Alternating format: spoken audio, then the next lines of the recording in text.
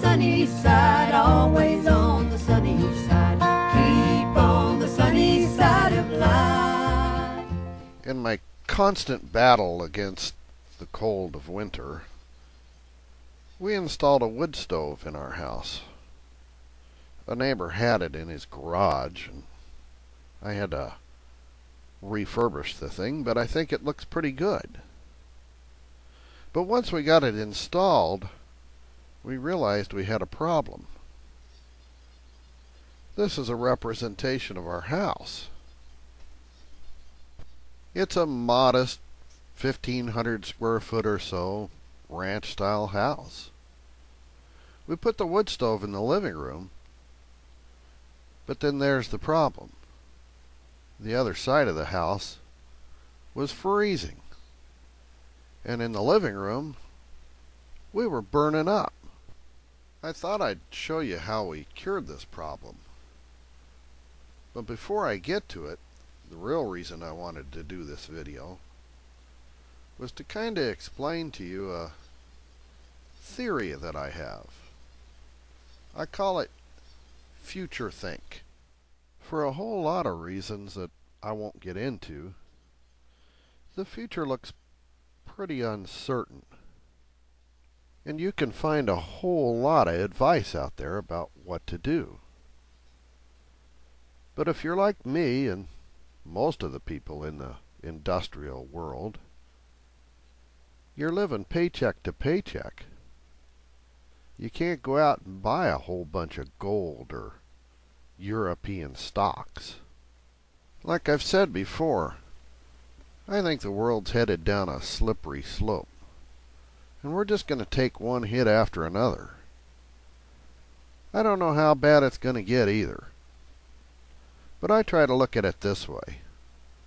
The odds of your house burning to the ground are pretty slight, but the consequences, if it does, are really horrible. That's why most people keep fire insurance. So if something really horrible could happen in our life, isn't it prudent to take out some insurance on it? It's not enough to sit in front of your computer and worry. You might not be able to rely on traditional sources of help either. The number you have reached, 911, has been changed to a non-published number. No further information is available about 911. You're actually going to have to decide for yourself how bad your future could be.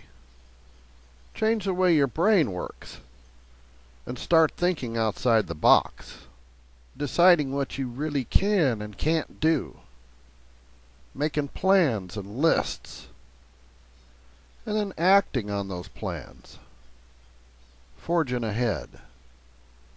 Because once you do, you'll be better mentally prepared. And if you're better mentally prepared, you might just have a chance of surviving the future. Let me put it another way. If you can keep your head on straight, learn to adapt, overcome, and meet the challenges that slippery slope brings you head on with confidence. Try this idea on for size. Resolve to accomplish one thing, no matter how small or insignificant, but every day, to make yourself more self-reliant and less reliant on the institutions that might fail you in the near future. Find new ways to overcome problems. Use the internet, Google, YouTube, to find help. Don't worry about skills. If you don't succeed the first time, try again, right? If you could learn to use your own ingenuity and rethink everything in your life and rely on yourself, having the confidence to do so, then that's what future think's all about. You've probably got a pretty good chance. If you don't, what's the alternative? Sitting in front of the computer watching videos about how the world's going to end next week?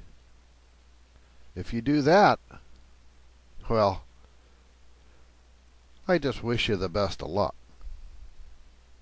So a friend of mine was throwing out an old fan. I think it was from a bathroom vent, maybe.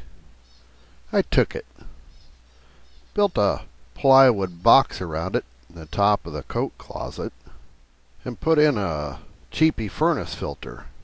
Yeah, I know. I gotta clean that closet out one of these days. So I had an old thermostat from a swamp cooler that I hooked up to it.